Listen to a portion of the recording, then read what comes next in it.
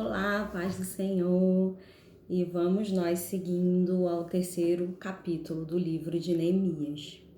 Eu confesso para vocês que esse capítulo foi um pouco desafiador diante dos inúmeros nomes, da complexidade, dos lugares, em que foi tão detalhado no capítulo 3. Ele tem 32 versículos. Eu, a princípio, não tenho intenção de ler os 32, né? Porque como falam muitos os nomes das portas, como falam muito o nome das pessoas que participaram da reconstrução, eu quis fazer desse modo um apanhado diferente do que a gente vem fazendo nos dois últimos capítulos. Nos dois primeiros capítulos. Mas aí vamos ver como é que vai acontecer, né? Antes de ler, eu vou fazer uma recapitulação, um levantamento também de como estava a cidade de Jerusalém, né? Lembra que lá no capítulo 2, lá no final, a gente havia lido que depois que Neemias fez aquela inspeção, logo depois ele reúne o povo e faz uma convocação. Lembra que eu falei para vocês que eu imaginava que a convocação tinha sido aquele momento ímpar de um grande avamento, de um grande momento de incentivar e fazer com que o povo se levantasse para reconstruir. E aí agora a gente começa o capítulo 3 com que plano de fundo? O que Neemias viu? O que ele sondou nos arredores? O que precisaria, o que Deus mostrou para ele no secreto? Lembra que eu falei do secreto, de segredos que a gente precisa ter com o Senhor? E aí, o que foi tudo isso, né? O que aconteceu? Como estava? O que precisava, né, ser feito? E aí eu vou ler algumas coisas aqui que eu anotei para a gente seguir. Né? No capítulo 2, ele faz essa grande convocação, como eu falei para vocês. E ao ler todo o capítulo, a gente vai percebendo o ideal para a gente começar a fazer o estudo além de vocês assistirem os vídeos, vocês participarem de modo a, antes de assistir, ler o capítulo 3, né? E aí, quando a gente está aqui no estudo, né? Você tendo lido, você vai começar a entender o que eu quero dizer, do que você vir cru, sem ter lido nada. Então, o ideal é ler o capítulo, né? Até, se você não leu ainda, dá uma pausa agora no vídeo e vá lá ler. E aí volta e continua, né? É um estudo, né? Então, a gente tem que ter a tarefa, né? A tarefa de estudar. Se quiser anotar, é bom anotar. Eu acho que anotar nunca é demais, sabe? E para haver essa troca de compreensão, é necessário a leitura do capítulo antes da gente, antes de assistir o vídeo em si, que é o estudo. Então, se você leu, eu espero que sim, todo o capítulo 3, você vai perceber o planejamento, você vai perceber a estratégia que Neemias utilizou para a reconstrução. Porque você percebe que ele vai envolvendo inúmeras pessoas, né? E a todo momento ele vai usando, ele vai falando aonde essas pessoas vão trabalhando, né? E aí, por que isso foi, por que aconteceu desse jeito, né? Talvez a gente pare e pense assim, se reuniram todos ou só alguns, porque vamos parar para pensar, né? Quem é que se dedica à obra? Hoje a gente tem os pedreiros, né? O chefe de obra, encanador, eletricista, essa coisa toda. E naquela época, como é que foi? O que aconteceu? Quais as pessoas que participaram, né? Lembrando que eles estavam cativos e haviam chegado à cidade. Só que aí nesse estudo, nesse levantamento, eu queria falar para vocês que quando o remanescente ele volta com Zorobabel, a primeira leva foi com Zorobabel, depois uma segunda leva com Esdras. Quando eles voltam, eles não se estabelecem especificamente em Jerusalém. porque Jerusalém estava arrasada, tudo destruído, né? Então eles não se estabelecem ali, eles se estabelecem nas cidades aos arredores. E os poucos que ficaram em Jerusalém, talvez tenham ficado numa parte que não tinha sido tão arrasada, mas eram muito poucos para que desse conta de reconstruir toda a cidade sozinho, né? Então, esses que retornaram, a partir do momento que eles foram habitar em cidades aos arredores, eles foram cuidar das suas próprias coisas. Eles foram cuidar das suas casas, né? Da cidade que estava vivendo, dos seus arredores, e a cidade de Jerusalém ficou abandonada, ficou largada. Quando Neemias ele faz essa sondagem, ele percebe que o templo foi reconstruído, né? Se você leu lá em Esdras, você vai perceber que a conclusão do templo foi lá. Mas o que havia ao redor? Ao redor eram ruínas, eram muro despedaçado, portas quebradas, era poucas pessoas morando, então uma cidade pouco habitada, desolada e que precisava ser reconstruída. Quando Neemias chega, ele chega justamente para fazer isso. Ele chega para reedificar os muros, né? Reedificar essa cidade, reedificar essas portas. E aí vem a curiosidade que eu vou ser muito sincero com vocês. Eu já ouvi pregações desse capítulo 3, de alguns pastores até, e eu sempre achei muito na minha cabeça, né, quando começava a falar das portas, do significado das portas, aquela coisa toda, eu achava muito confuso, eu confesso, eu achava muito confuso. Assim, né, para trazer para a vida prática, porque como eu falei para vocês, o estudo, a gente quer aprender sim qual é o contexto histórico, o que aconteceu, por que Deus levantou, saber toda essa trajetória, a gente também quer trazer para os dias de hoje um aprendizado. E aí eu confesso para vocês que está sendo desafiador. Porque eu fiquei pensando, Senhor, como é que eu posso dizer? O que eu trago para os dias de hoje com relação a todas essas portas, com relação a essa destruição que havia ali na cidade de Jerusalém e que precisava ser reconstruída e que estava praticamente abandonada. E aí a gente lembra que quando o profeta fala que, assim, antes da reconstrução do templo, as pessoas estavam como estão nessa época aqui de Neemias, vivendo as suas vidas, fazendo as suas coisas. E aí é quando a gente ouve o profeta falar que eles estão cuidando das suas casas e a casa do Senhor está largada, está abandonada. E aí é quando acontece o conserto, inclusive o conserto é numa dessas portas, que eu vou falar mais pra frente. Acontece o conserto e aí as pessoas voltam a se dedicar à reconstrução do templo. E aí a gente para pensar nos dias de hoje. A gente já começa sem ler. Por isso que eu falei para vocês, eu não sei se eu vou me atentar a ler todo os 32 versículos, que são versículos que vão falar de nomes de pessoas, nomes de lugares, portas de reconstrução.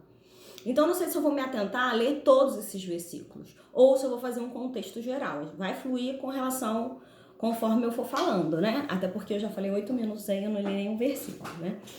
E aí a gente começa a perceber, mas eu preciso fazer essa introdução, de que eles chegaram, né?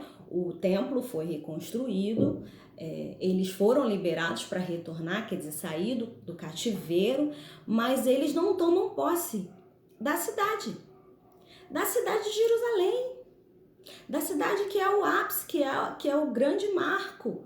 Eles não tomam posse. E aí a gente começa a pensar nas coisas que a gente está vivendo nos dias de hoje e que a gente agora, recluso em casa, eu não sei quando você vai assistir esse vídeo, talvez as coisas agora estão começando a tentar voltar a uma certa frequência, uma certa normalidade, mas eu não sei quando você vai assistir, talvez quando você for assistir, a gente já esteja congregando nas igrejas, a gente já esteja mais em comunhão, ou talvez a gente ainda esteja passando por um pico aí desse coronavírus e a gente ainda esteja um tanto mais recluso. Então, eu vou tentar conjecturar nessas duas perspectivas.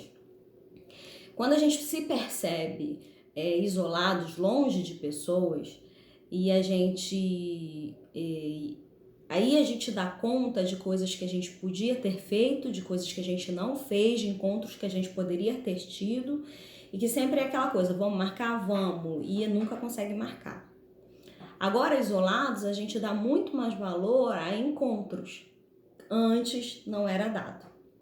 Agora, isolados, tendo somente o meio virtual como comunicação, de modo geral, ele não basta.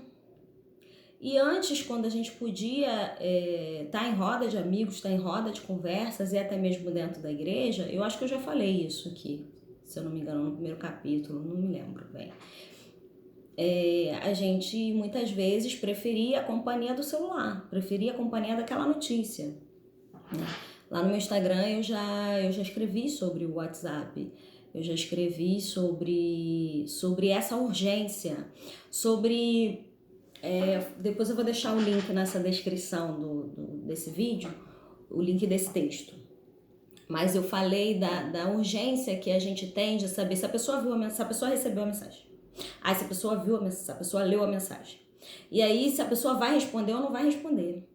A gente fica numa urgência, num desespero. De quando a pessoa abriu o aplicativo pela última vez, né? Nós estávamos, eu creio que estávamos, não sei se ainda você está nesse patamar, mas nós estávamos vivendo numa dependência assim. Numa urgência de um contato, através de um aplicativo e deixando o contato pessoal mais de lado e pensando muito mais na urgência de quem estava ali do outro lado do modo virtual, né? Então a gente começa a perceber que a gente estava vivendo como aquele povo estava vivendo, cuidando das suas próprias coisas, cuidando da sua própria vida, cuidando da sua própria casa, cuidando, né? E talvez esse momento de distanciamento social, esse momento de quarentena, faça você voltar a cuidar das suas próprias coisas. Você pode pensar assim, mas você pode pensar assim e não tá de todo errado. Mas se a gente parar para ir a fundo e pensar, esse distanciamento, esse ir e vir mais limitado, nos fez nos encontrar dentro dos nossos próprios lares. Fez pai, filho, marido, mulher, né, mãe com filho, enfim, fizeram as relações dentro, eu digo dentro de casa, não digo na casa do parente, eu digo dentro de casa. Fizeram esses encontros, essas falas, essas conversas serem presentes. Coisa que antes, talvez, em alguns lares, estivesse um pouco mais recluso. E aí você pode pensar, então agora cada um está dentro de casa cuidando da sua própria casa. Sim, estamos. E aí a gente está de dois modos. Cuidando, sim, da nossa casa física, né? Limpando coisas que a gente nunca vê, realizando algumas coisas em casa que a gente nunca tem tempo de realizar, né? Separando aquela roupa para dar que já se perdeu, enfim. E o segundo ponto é quando a gente vai buscar a sua própria casa interior. Quando você mergulha dentro de você mesmo na busca pelo Senhor. Porque a partir do momento que a gente só tem o meio virtual para estar em comunhão com a igreja, a gente precisa buscar muito mais, a gente precisa ler muito mais, a gente precisa se alimentar da palavra de Deus muito mais do que antes. Né? Então aí talvez esse chamado desse momento seja para a gente parar e pensar, peraí, eu tô cuidando das minhas próprias coisas pessoais ou eu tô aproveitando o momento para também cuidar das minhas próprias coisas espirituais, para ter o secreto com Deus, o momento com Deus. E aí, se a gente parar para pensar que esse momento recluso, ele acaba sendo um presente. Ele acaba sendo só o tempo que você tem de ir e voltar do trabalho, é um tempo extra que você gasta na sua casa, que você tem livre seu, para você.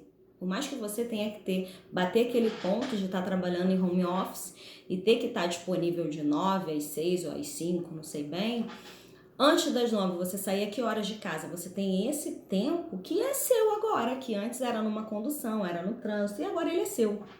Ele é um presente para você. Da mesma maneira, esse tempo de retorno para o lar. Então, aí você pode colocar aí 1 hora, 2 horas e meia, uma hora, 2 para ir, 1 hora, 2 para voltar. Vamos botar aí 3 horas. Vamos botar nesse intervalo. Você tem para você. E o que você faz dessa hora livre?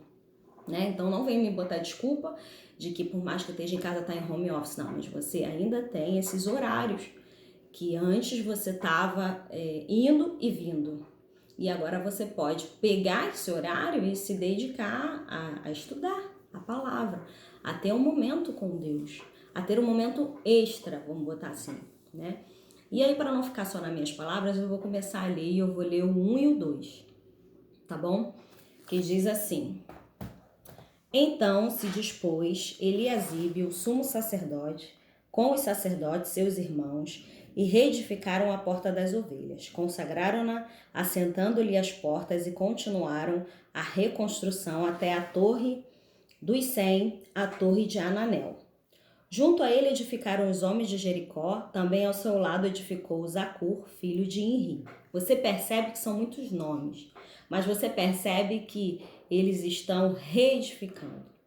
Eu quis ler esses 2 primeiros porque a reedificação, ela começou, a construção, a reconstrução começou a partir do sumo sacerdote que reuniu seus irmãos, que reuniu o sumo sacerdote com os sacerdotes e eles consagraram, né? E aí eu li em algumas bíblias de estudo e alguns estudos pela internet que ali fala da primeira porta, né? A primeira porta mencionada no texto, a porta das ovelhas, consagraram-na. E aí você discorrendo o texto entende que consagrou a porta ou que consagrou o trabalho como um todo, né? Eu percebo que tem essas duas, como é que eu posso dizer? Esses 2 respaldos, né? Tanto de que consagrou aquela porta das ovelhas, como de ter consagrado todo o trabalho. E aí a gente percebe, foi a estratégia de Neemias. Quando ele chama para convocação, ele chama os magistrados, os sacerdotes, os nobres, taranã, e para tomar responsabilidade, justamente começa um sumo sacerdote. Começa aquele que deveria dar um exemplo. Aí vamos trazer para dentro de casa. Se a gente precisa melhorar a nossa alimentação, vou falar de alimentação, se a gente quer que o nosso filho coma melhor, a gente precisa comer melhor para que ele veja o exemplo na gente, né? Se a gente quer que o nosso filho leia, a gente precisa ler, ele precisa ver a gente lendo a palavra, lendo um livro para poder ele ver o exemplo em você e ele repetir. Não adianta você pegar e dar para ele ler e ele nunca ver você ler.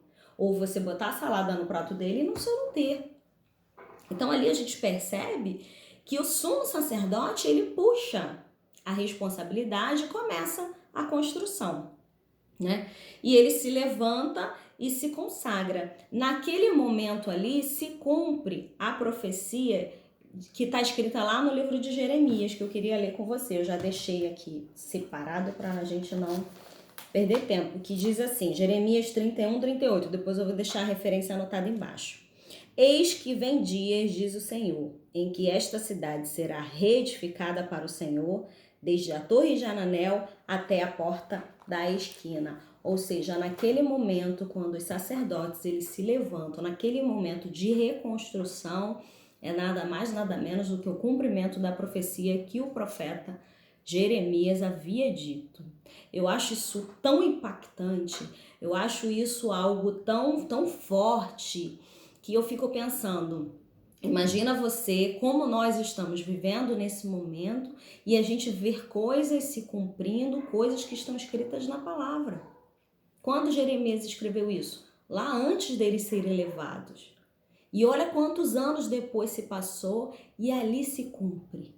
E ali eles estão vivendo um momento histórico onde a palavra de Deus ela foi proferida e ela está sendo vivida, concretizada. É algo muito tremendo, muito lindo. E nesse momento, Zacarias também fala, mas eu não vou abrir, em Zacarias 14:10, eu vou deixar anotado. E o que acontece? Eles começam a edificação desses muros, reedificação. O muro não estava totalmente precisando fazer desde o seu alicerce. Não, ele precisava ser restaurado. Assim como os muros, assim também como essas portas. E aí, estudando um pouquinho mais, a gente percebe que são 12 portas. Cada porta tem um significado. E eu vou ter que fazer um estudo separado só para falar das portas, porque eu já tô com 20 minutos e eu não vou conseguir avançar mais do que isso para não ficar pesado para você. Então, eu só queria finalizar dizendo que a importância de se começar, a importância de se colocar para fazer a obra de Deus, a importância de entender que o que está escrito aqui na palavra é real, vai se concretizar, nós estamos vivendo nesse tempo e que a gente percebe que as coisas estão acontecendo conforme a palavra, conforme versículos que a gente leu desde criancinha, desde muito tempo, que a gente ouviu inúmeras pregações e hoje a gente vê se concretizar, né? Então eu vou dar uma pausa nesse capítulo e eu vou dividir ele em 2 partes e você vai receber essa primeira parte numa semana e a outra parte na outra semana, mas eu só quero salientar que você possa ser muito abençoado com esse estudo, que ele possa assim falar de maneira tremenda no seu coração, que você possa entender que assim, a gente não precisa ter pressa para acabar o capítulo, eu não tenho pressa. Mas a gente precisa ter como é que eu posso dizer, esse tempo de parar e meditar, que seja numa vírgula, que seja numa palavra. A minha intenção era avançar. Eu queria já fazer o das portas separados. Mas a minha intenção era avançar um pouquinho, mas acabou ficando nesses 2 primeiros, mais na história, num contexto, para a gente poder entender aquilo que Deus fez lá com eles, o que Ele quer fazer com a gente, né? O que Ele vai tratar conosco, né? Isso é algo muito precioso e a gente precisa ter essa sensibilidade. Não pegar a palavra e sair lendo, peraí, deixa eu terminar o capítulo todo. Não, começa para, reflete, lê. Eu perdi as contas de quantas vezes eu li o 3, né? Assim como os outros 2 anteriores. E é isso, é meditar. Meditar é o que? É você ler, reler, ler em outra versão, procurar outra versão, ler pela internet, ler e ir procurando e permitir que Deus fale com você. Essa é a preciosidade da palavra.